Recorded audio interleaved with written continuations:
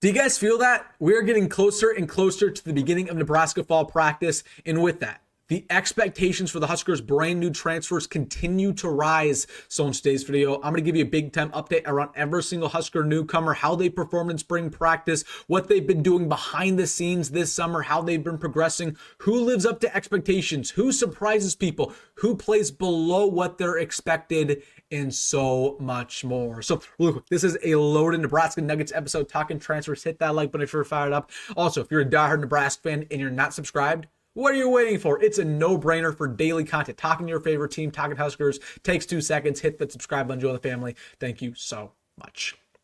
But without further ado, we have a lot to get into. Going over Nebraska's transfer class going into this year. We know the season is very hyped up for the Big Red. A lot of people, they're expecting 8, 9, 10 wins. And that's partly because of these transfers that Nebraska brought in a top 10 transfer cycle in America. So we'll get things started with the quarterback position. We'll go to wide receivers, offense, and then we'll go to defense. All in order. We'll talk about how they perform in spring ball, what they've been doing this summer behind the scenes, how they've been progressing, and what I'm actually expecting from all these guys this season and in the future. So let's just get things started at the quarterback spot. One of my favorite players on Nebraska's team, funny enough, none other than Mr. Marques Davila, transfer coming in from Purdue, former 4-star recruit coming out of Texas. Now, this is somebody who I've been very high on for a long time now. I compare him a lot of times to Dylan Raiola, Patrick Mahomes, where, Dylan Raiola is Patrick Mahomes 2.0.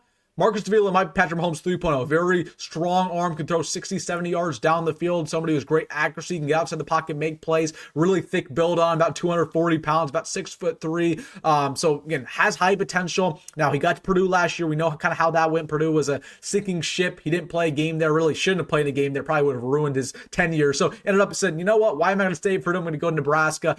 I like Marques Davila a lot. Now, starting off with what he did in spring ball, there's a lot of things to like, a lot of things he needs to continue to work on. I saw him in the spring game out in person, and, a lot of things flash. You saw his arm strength, you saw his ability to make plays on the run, you saw, of course, his build, which is very nice, but the main thing when it comes to Marques Davila, it's the accuracy I was not too impressed with. Like, there were times where he would throw it just on a rope, 10, 20 yards down the field. There were times where he'd completely misread a defense, overthrow a guy, and to be picked off, right? So really hoping that he continue to develop his accuracy, but more so reading Big Ten defenses. That's kind of the issue with a lot of these quarterbacks is, again, going up to the speed of the game, going through your progressions. But Marques Davila, his arm talent is just so much better than Jalen Gramstad's. I just see no reason why he's not going to be quarterback 2 for Nebraska this year. He's been putting a lot of work this summer. He's somebody who just hustles in silence. You don't see many posts from him. You don't see him out, in public that much, but he's somebody who very much hustles in silence. He works a lot. And he came to Nebraska for a reason. He came here to play. He didn't come here to be, Raiola's bench boy, right? He came here to play a lot. So we'll see how much he actually gets on the field this year. I think he'll be quarterback 2, but there's a lot of optimism within Marques Davila's camp. You can put 2 and 2 together who that is, that if Marques Davila gets on the field, he will never give that position back. Now, you can think however you want to think about that. I have my opinions, but that's how some people feel about Marques Davila because they believe he's the real deal. Man, his arm talent is very impressive to say the least, and he does have high potential, about as high as Dylan. So I'm excited about Marques. Been putting a lot of work this offseason. I think it's going to be pretty clear. Once we get to fall camp, he's our quarterback too, just because, I think if Rule made his decision, it would be Jalen Gramstad. But he's not making the decision. It's Dana Holgorsen. And Dana Holgorsen made an executive decision to bring in Marques Davila. Okay, we would have not brought in Marques Davila if Dana Holgorsen wasn't here. But Holgorsen said, this is my guy. I've known about this guy since I was down in Texas at Houston. I want him here because I don't really trust the quarterback room besides Dylan. So if Holgorsen has his say, which he will, it's going to be Davila. Feel good about Davila being our quarterback 2, potentially our quarterback 1 as career progresses. We'll see how that unfolds. Then over to Dane Key, who Dane Key had a very interesting start to his career with Nebraska. Obviously, got here for winter conditioning, transferred from Kentucky. He's somebody who's trying to develop himself as a leader, right? He's never really been too much of a vocal leader, more so leading by example. But that's something that he's definitely been trying to work on, like leading more so with his voice, right? We know that's huge for Nebraska. The players are now leading with their examples, not necessarily with the coaching staff. Coaching staff doesn't really do much anymore because that's the culture nowadays. The culture starts with the players and ends with the coaches. So listen. Dane Key is somebody who had a great spring ball. I mean, it's nothing too surprising, right? One of the best receivers in the SEC is going to have a great year this year. The main things that he's been working on, being once again continuing his contested catchability, being one of the better ball catchers in the Big Ten, being an every down receiver. His stamina is something that he said multiple times he needs to improve at. His conditioning. So that's something I expect to be a lot better this year when it comes to Nebraska. He was off the field a lot last year at Kentucky just because he got winded. And overall, continuing to polish himself as a route runner. I think it's going to be perfectly fine for Nebraska this year, but he progressed a lot this summer. He's trying to get paid. trying to get paid. A lot of times, that's why, it motivates these guys a lot in their last year of eligibility. Say, you know what, I got to go out there and put on a show because I want to go to the NFL and I want to get drafted pretty high. So Dane Key, what you see is what you get. Feel good about him this year. And then Nyziah Hunter, somebody who definitely had an interesting start to his career once again with Nebraska, right? You didn't hear too much in spring ball. There were honestly some people who thought that he wasn't even playing that well because, Matt Rule never talked about Nyziah. He talked about Dane Key, he talked about Jacory, he talked about some, Demetrius Bell, but he would never talk about Nyziah. So I was like, does Nyziah even play well? But, Nyziah came out very well at the end of spring ball. Somebody who, again, he's kind of like a jack of all trades where he's not super fast. He's not super big. He's not the greatest contested catch guy, but does everything at a very, very high level. He's also very physical from a blocking standpoint, catching standpoint, kind of like a Larry Fitzgerald type of way. So I like Nyziah Hunter a lot. I like his game. Had a good end to his spring ball, and I was putting a lot of work this summer in the expectation that he's going to be a very solid player this year for Nebraska. He's going to start. We already know who the starting receivers are going to be. It's going to be Dane Key, Nyziah, and of course Jacory. No question about it.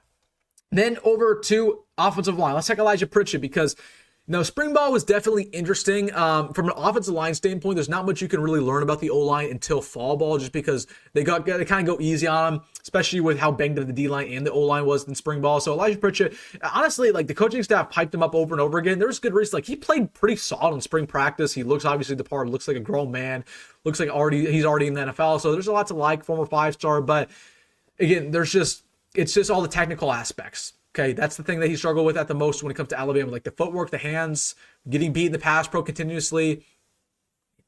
I got to see to believe it.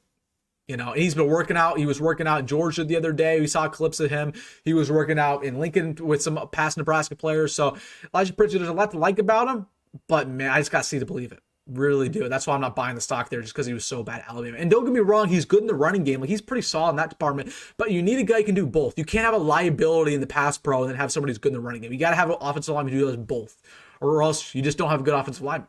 So we'll see what happens to Elijah Prichett. Haven't heard too much about him this summer, though. Rocco Spindler, he's going to be great. I think he's going to be really, really great. Probably not phenomenal, probably not elite, but he's going to be great. Again, he's somebody who's been in Lincoln a lot this summer. But he's just been putting that work, trying to be a leader on and off the field, somebody who's going to be in the mix to get a single digit. I know offensive linemen, they don't get single digits, but they give out honorary single digits for them. So Rocco Spindler, somebody, he's going to be great. He's been in Nebraska, really didn't go home at all this summer, so feeling good about him, but going to be a leader on and off the field. Should be a good addition by the Big Red. And then on to the defense. Let's have a conversation. Let's talk Nwaneri. Really good spring ball. And that's something that kind of shocked me because I had a lot of questions around Nwaneri. Obviously, the off-the-field things at Missouri, there were some issues there. He didn't want to be at Missouri at the end of the day. He went over to Nebraska because it was kind of like, okay, does he want to be here? Looks like he does. He did a lot of things right off the field in spring ball. And he was balling out. He very athletic, put on a lot of weight. He's up to about 270, 280 at this point in time. He flashed a lot. There's a reason why he didn't play in the spring game because he just looked really good. And again, that it's never been on the field for I think on the field, he's going to be phenomenal. There's just no way he turns into a bust with how athletic he is. The only thing is just, can he commit himself off the field? And it looks like that's finally happened with Nwaneri. Just 2 weeks ago, he was in Lincoln. He was volunteering, I believe, at a preschool or a kindergarten or something like that. It was a daycare, I want to say. And he was volunteering with a couple of Nebraska players and one of our newest wrestlers, AJ Ferrari, I believe his name. So Nwaneri is doing some things right off the field, which is very good. I'm finally happy that's happening there. So we'll see what happens with Nwaneri, but I think it's going to be a solid player for Nebraska because he's figuring out his stuff off the field. If he can commit himself, do all the right things for Monday, Friday. Don't show up late to practice. Don't show up late to bus rides. Don't moan if you're not getting playing time. I think it's going to be just fine. And also should be mentioned, he was working out with, I want to say, Michael Rose-Ivy recently as well and putting in the work. So he's been having a good work ethic as well. Jaylen George, somebody who was, of course, out all of spring ball. He had a very good winter conditioning. The coaching staff liked him a lot. Very athletic coming out of East Tennessee State. I think Jaylen George is going to shock some people in fall camp. I really expect that from him just because of how athletic he is, how open this D-line is. He can play nose and he can play 3-tech. So expecting a lot of good things from Jaylen George. Again, he's been progressing well this summer. He's completely healthy. So a lot of good news there. Just got to wait and see when we get to the fall. And then Gabe Moore, somebody who is about as high risk, high reward as it gets. He did play in the spring game, which kind of tells you he's not really in the 3 deep, but I honestly liked him a lot in the spring game. He is athletic. He still has 4 years of eligibility remaining just because in his first year with Mississippi State, he redshirted. In the second year, he was out all the year with a family issue. So Gabe Moore is somebody who, again, should be a nose tackle. He's about 290 at this point in time, 6'4", very athletic for his size, but I'm not getting my hopes up really, because once again, kind of an off-field issue. He's somebody who's a very quiet individual. He doesn't really talk too much. Doesn't have too many fronts on the team. So hopefully he can just feel like Nebraska's the place for him. That's really what I'm hoping for when it comes to Gabe Moore. We will see. And then linebacker core, Dasan McCollough had a great spring ball, had a great winter conditioning, had a great summer ball. But the only thing about Dasan McCollough, he, as of right now, jack of all trades, master of none. Okay. Plays every position, corner, safety, or not corner. He plays safety, middle linebacker, outside linebacker, edge rusher. Plays all those positions at a very high level, sure, but he's not a master of any of them. He's not a lead at any of them. Can he go back to his traditional position at edge rusher at Jack and be one of the better players in the Big Ten? I don't know. But he had a really good spring ball. The coaching staff loves him. And there's a lot to like around him. He has the potential to be a first-round pick with his upside, with his freak speed, freak athleticism, freak height. But just got to see on the football field when it comes to him.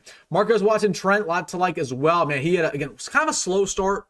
Didn't hear too much about him in spring ball up until the very end, but somebody who's developing himself as a leader. He's more of a guy who was a very big leader at Georgia Southern. Sometimes it's hard to transition to a new atmosphere when you've already been an established guy at one spot. So it took him some time, but man, he's going to start for Nebraska this year. I really like him. Obviously, 120 tackles last year for Georgia Southern. That speaks for itself. Been putting a lot of work in the summer, but he's already proven product. So it's not like he needs to work in the summer. We already know what we're getting here. We're getting a stud who's going to tackle at a high level. And then you got some players in the secondary who you got to go over. Andrew Marshall, he's getting ready for the biggest positional battle of his life. Corner battle with Amari Sanders. You got probably a couple other guys in there, Mario Buford, Larry Tarver, Jeremiah Charles, but for all intended purposes, we know it's going to be Andrew Marshall and Amari Sanders to start alongside Nyziah Hunter. He had a very strong spring ball. Like when I saw him, when some staff members saw him, when the coaching staff saw him, when the media saw him, very physical. Very speedy, can return kicks as well. There were some couple clips of him just locking down Cortez Mills, locking down Dane Key at times. So, I mean, he is a very, very good player coming from Idaho. There's a reason he had a lot of interest in the portal. It's a big win by Nebraska to get him initially. It's going to be a tough battle between him and Amari Sanders. I think it's going to be very, very tight. I think Amari Sanders is going to win out, but excited to see what Andrew Marshall can do, but just know he's been putting out work this offseason because he wants to win that battle. Absolutely. You got Jamir Conn, who was banged up all of spring ball, did not play it down, had a shoulder injury, but I can firmly tell you he's 100% healthy. I have a lot of expectations for him going into this year. I think he's really underrated. Like, very physical corner. One of the better tacklers in all of FCS ball last year with Southern Illinois. Like, I want to say 70 tackles. It was ridiculous. He can play corner, can play nickel, can play safety. I could very well see him probably be our fourth corner on the depth chart this year. Okay, obviously you got Sear, you got Mari, you got Andrew. I could very well see him being number 4. Very well. Or I could see him playing nickel. I could see him start at nickel. We don't know. But I like Jamir Conn's game a lot. Expect him to play this year if he continues to stay healthy, which I think will happen. And then a couple others, Justyn Rhett, somebody who actually had a strong spring ball coming in from Georgia, former 4-star recruit. I think it's going to be primarily a special teams guy this year just because the safety depth is pretty decent. But I think this could very well be like if he gets on the field, sparingly on defense and plays well, and obviously he's one of our better gunners this year, it could very well be our starting strong safety next year. Again, very, very physical. Somebody who can play press coverage, good in man coverage, has a lot of experience at corner as well. So like Justyn Rhett's game a lot, just obviously didn't really produce at Georgia, didn't really play. So kind of just don't know what you're getting here. Kind of like an MJ Sherman 2.0, but just plays a different position. And then as for our transfers on special teams, you got Kyle Kinnanen. Haven't heard much about him. He transferred at the end of spring ball, so he got on campus for summer workouts. That's about it. So obviously it's going to be a battle between him, Alvano, and John Hull. Hopefully it's either him or John Hull, because I just don't trust Alvano. I just don't. So we'll see what happens there. And then Kevin Gallick, starting long snapper. Hopefully he's one of the better long snappers in the country. We're hoping. All right, guys, that's the update. Right? Every single Nebraska transfer going into the fall camp, my honest expectations, what they've been doing in the summer. Let me know your thoughts down below. Who are you excited to see this fall? I want to hear who you're excited to see the most. Maybe Dane Key, Nyziah, maybe Marcos Davila. Let me know in the comment section. And hit that like button and subscribe. As always, folks, it's going to be great. Go roll, and I'll see you in the next one.